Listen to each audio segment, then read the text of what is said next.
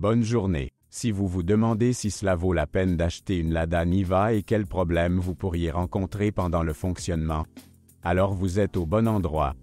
Ainsi, l'inspection de toute Niva devrait commencer par le corps. Un fond pourri et des longerons fissurés devraient vous faire refuser d'acheter, même malgré le prix attractif. La corrosion ailleurs est plus difficile. Il est important de comprendre que la carrosserie du Niva pourrit assez rapidement, donc des poches de rouille se trouveront probablement même sur des exemplaires relativement frais.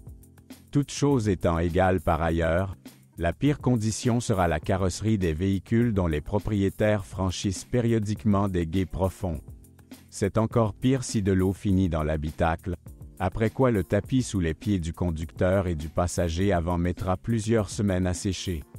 Naturellement, à ce moment-là, un environnement idéal pour le développement de la corrosion se forme sous le revêtement. Sinon, cela n'a aucun sens de décrire les endroits sensibles à la corrosion. Tôt ou tard, de la rouille apparaîtra sur les passages de roues, le couvercle du coffre, les ailes et les bords des portes. Sur la version 5 portes allongées, de la corrosion peut également se former sur le toit composite. Bien sûr, contrairement à l'opinion populaire, il est peu probable que la carrosserie de la version 5 portes s'effondre en deux, mais les propriétaires devront dans tous les cas faire face au manque de rigidité. En tout terrain, le SUV allongé perdra carrément face à la version à carrosserie 3 portes. En revanche, sur l'autoroute, la Niva avec 2 portes supplémentaires se sent beaucoup plus en confiance. Naturellement, l'intérieur de la version 5 portes est bien mieux adapté au transport de passagers et de bagages. À propos, jusqu'en 2016, la version 5 portes du SUV était assemblée sur la base de la production pilote d'Avtova. Autrement dit, presque dans des conditions de fortune. Il n'est pas surprenant qu'en termes de qualité de construction, elle soit sérieusement inférieure à la version 3 portes. La situation n'a changé que lorsque la production de toutes les modifications de la Niva a été transférée à la chaîne de montage principale. Le salon Lada Niva vous ramène littéralement à l'époque de l'Union soviétique. Plastique bon marché, ergonomie extrêmement spécifique, manque d'équipements habituels pour les voitures modernes, il faut s'en accommoder.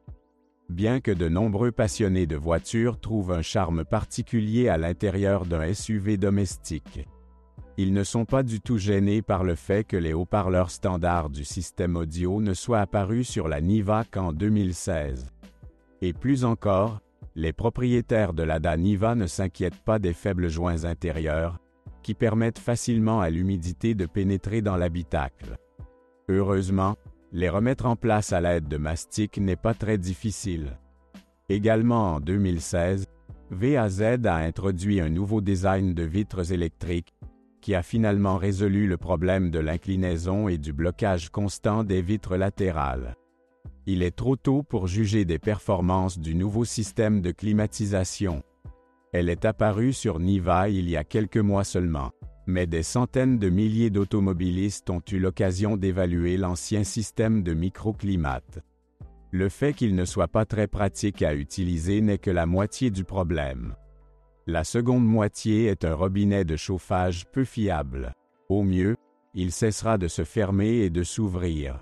Dans le pire des cas, il commencera à fuir, après quoi l'antigel se retrouvera jusqu'au pied du passager avant. Il n'est pas difficile d'acheter un robinet en céramique de haute qualité, mais certains propriétaires de SUV nationaux tentent même d'économiser sur ce point. Le radiateur de chauffage ne peut pas se vanter d'une finition enviable. Ce qui aggrave la situation, c'est que le remplacer n'est pas aussi simple qu'il y paraît. Sur les Nivas équipés de la climatisation, pour remplacer le radiateur, vous devrez en même temps retirer l'évaporateur du climatiseur. Naturellement, après toutes les procédures, le système devra être rempli de réfrigérant. En conséquence, le remplacement apparemment banal d'un radiateur s'avère non seulement très laborieux, mais aussi un plaisir coûteux. Pendant ce temps, la durée de vie du groupe motopropulseur dépend directement de l'état de fonctionnement du système microclimatique.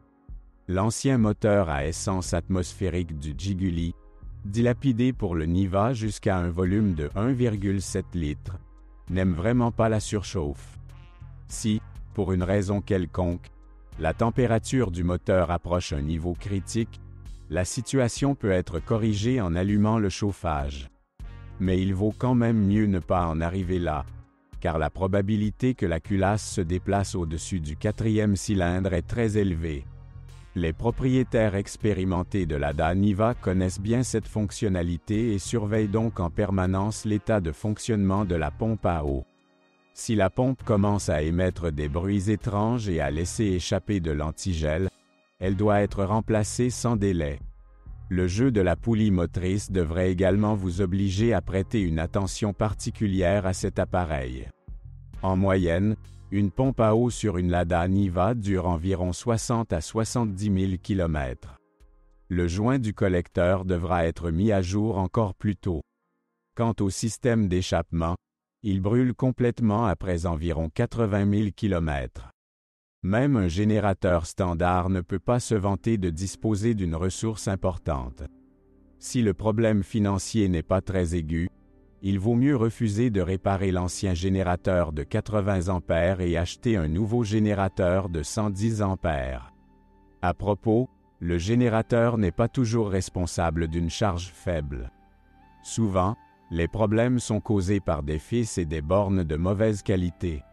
Une nuance importante.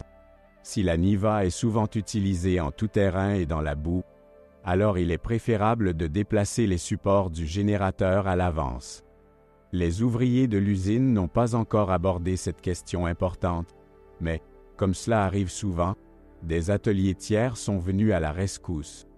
Ils peuvent facilement déplacer l'unité de commande du moteur, située derrière le revêtement, au pied du conducteur, vers un endroit plus protégé. Avant une révision majeure, le moteur Niva de 1,7 litres devrait parcourir environ 250 000 km.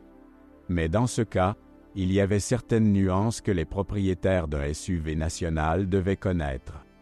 Avtovaz n'a résolu le problème des compensateurs hydrauliques franchement infructueux qu'à la fin de 2008. Mais les pièces du nouveau modèle se sont avérées loin d'être les plus fiables. Au mieux, ils dureront environ 80 000 km. Il n'est pas surprenant que certains propriétaires de Niva, qui aiment finir eux-mêmes les composants et les assemblages les plus réussis, remplacent les supports de soupapes hydrauliques par des boulons réglables. Dans le même temps, le tendeur de chaîne de distribution hydraulique est remplacé par un tendeur mécanique conventionnel.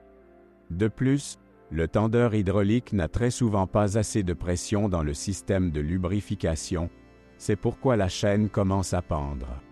Si le processus est démarré, le guide-chaîne en plastique s'effondrera progressivement à cause des vibrations. En conséquence, les particules précipitantes pénétreront dans le système d'huile, ce qui entraînera très probablement un manque d'huile et, au mieux, une réduction importante de la durée de vie du moteur.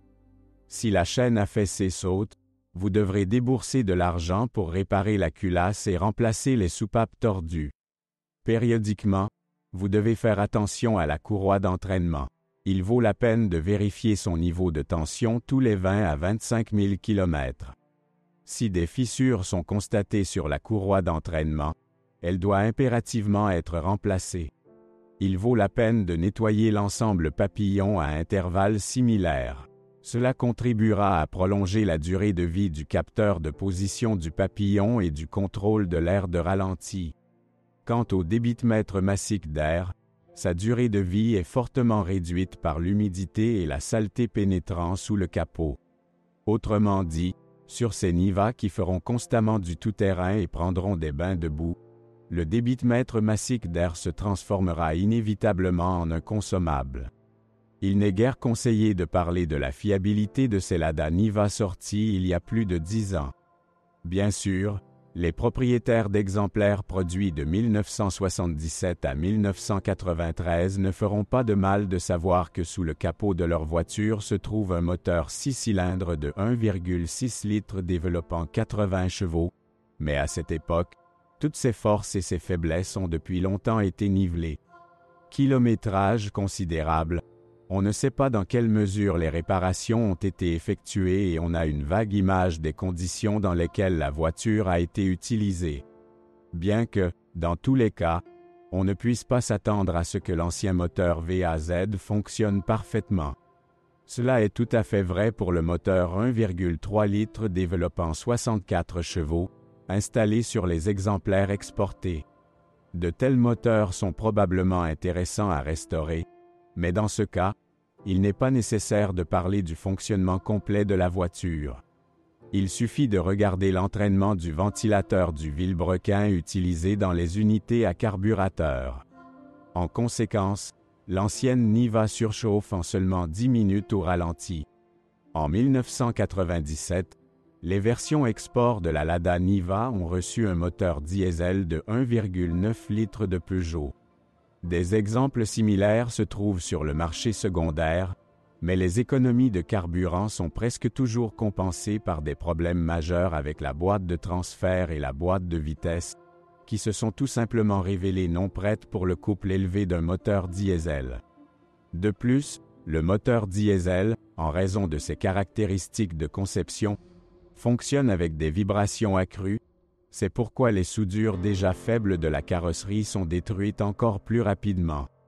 Dans le même temps, il ne faut pas oublier que de nombreux Niva étaient souvent soumis à des charges pour lesquelles ils n'étaient pas conçus à l'origine. La boîte de vitesse de la Lada Niva est un héritage de l'ancienne Lada. De plus, jusqu'en 1993, le SUV national était équipé d'une transmission manuelle à 4 vitesses du VAZ 2106. En 1993, la Niva a commencé à partager une transmission manuelle à 5 vitesses avec la 7, mais cela n'a pas fondamentalement changé la situation. Il n'est pas difficile de deviner que la mécanique s'est avérée trop faible pour un SUV. De plus, sur la version 5 portes, plus lourde, sa durée de vie s'est avérée encore plus courte. Les roulements des arbres primaires et secondaires s'usent après un kilométrage de 50 000 à 60 000 km. Un peu plus tard, les synchroniseurs s'usent. En conséquence, lorsque les problèmes commencent à se succéder, de nombreux propriétaires préfèrent ne pas se lancer dans des réparations sans fin, mais acheter un nouvel ensemble de boîtes. Sur les Niva produites avant 2009, la durée de vie de l'embrayage dépassait rarement 40 000 km. Ce n'est qu'après que VAZ a commencé à installer une unité de Valeo et à utiliser un cylindre fonctionnel plus performant que la durée de vie de l'embrayage a augmenté jusqu'à 100 000 km. De plus, la force sur la pédale d'embrayage est devenue sensiblement moindre, ce qui facilite le déplacement de la Niva en ville. La seule chose dont VAZ n'a pas réussi à se débarrasser était le principal inconvénient de la Lada Niva, la transmission articulée entre les deux boîtes de vitesse. C'est toujours l'une des principales sources d'augmentation des vibrations et du bruit. Cependant, les propriétaires de SUV domestiques sont habitués depuis longtemps au bourdonnement et aux hurlements de toutes sortes. En 2010, une boîte de transfert modernisée a commencé à être installée sur la Niva. Elle se distingue de la boîte de transfert précédente par un meilleur alignement des arbres et des roulements rigides à double rangée. De plus, l'équipe VAZ a amélioré la qualité des arbres de transmission, après quoi les vibrations et le bruit traditionnel d'un SUV domestique sont devenus nettement inférieurs. Mais les Niva sortis après 2014 sont encore meilleurs à cet égard.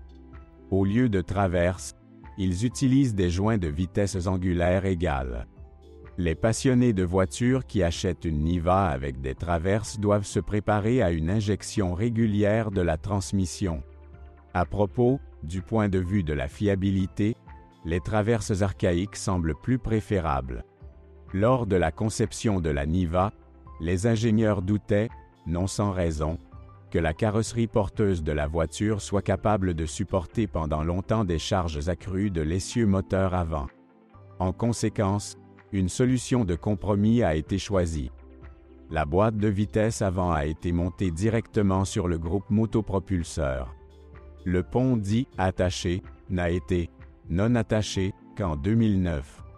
Après cela, Niva s'est débarrassé de l'habitude caractéristique de picorer fortement l'avant lors d'un démarrage intensif à l'arrêt. De plus, le SUV a commencé à vibrer un peu moins au ralenti. Non seulement la transmission Niva, mais aussi sa suspension ont été périodiquement améliorées. Au cours de la dernière décennie, il a été sérieusement amélioré à 2 reprises.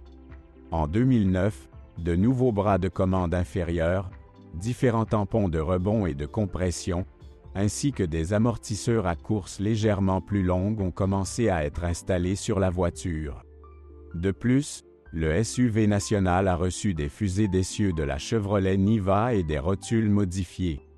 Les innovations ont permis non seulement de modifier les angles d'alignement des roues, mais également d'augmenter le débattement de la suspension. Des amortisseurs renforcés sont apparus non seulement à l'avant, mais également à l'arrière. Dans le même temps, les ingénieurs d'Avtova ont modifié le schéma d'installation des barres longitudinales arrière. Leurs supports ont commencé à être fixés non pas par des goujons, mais par soudage. Grâce à cela, Niva a commencé à diriger moins spontanément dans les virages. À l'été 2016, des amortisseurs à gaz et des ressorts plus rigides ont commencé à être installés sur la Niva. De plus, de nouvelles plaquettes stabilisatrices et autres disques de frein ont commencé à être installés sur la voiture. Une autre innovation est une unité de moyeu avec des roulements qui ne nécessitent aucun réglage. Dans le même temps, la modification des moyeux a nécessité une autre modernisation de la fusée d'essieu de la part de l'équipe VAZ. Heureusement, le travail, colossal selon les standards d'un constructeur national, n'a pas été fait en vain. La cinématique de la suspension Niva est devenue encore meilleure. À propos, les roulements de roues réglables, installés sur la Niva jusqu'en 2016, nécessitent une attention constante. Tous les 10 à 15 000 km, ils devront être vérifiés et ajustés. Cependant, rien ne vous empêche de vous débarrasser vous-même du nœud problématique. Parallèlement, il est préférable pour les propriétaires d'anciennes Niva de remplacer les barres de réaction de la suspension arrière par des unités renforcées. Au mieux, les tiges d'origine dureront environ 40 000 km. Les coussinets en caoutchouc d'origine de la barre anti-roulis ne durent pas longtemps. Ils commencent à grincer après 30 000 km. Ce n'est pas pour rien que les propriétaires de la Niva, à la première occasion, les remplacent par des analogues en polyuréthane. Au fil du temps, Avtovaz a sérieusement amélioré le système de freinage. Après que Niva ait reçu un nouveau surpresseur à dépression et un nouveau maître-cylindre du modèle Kalina, l'efficacité du freinage a augmenté et la pédale de frein est devenue plus transparente. Quant à la durée de vie des disques de frein, ils sont généralement remplacés en même temps que le 3e ou le 4e jeu de plaquettes de frein. Les disques eux-mêmes sont peu coûteux, mais leur remplacement demande beaucoup de main-d'œuvre. Sur les Niva produits avant 2016, cela nécessitera un démontage complet du moyeu. Quant aux nouveaux SUV, ils ont reçu des mécanismes de freinage issus des modèles Lada à traction avant. Il n'y a aucun problème avec leur service, mais il y aura certainement des problèmes avec les conduites de frein. Même sur les voitures de 6 à 7 ans, elles peuvent être presque complètement pourries.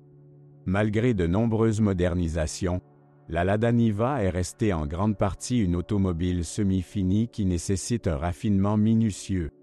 Cependant, les exemplaires sortis après 2016 semblent bien préférables tant en termes de caractéristiques de consommation qu'en termes de fiabilité.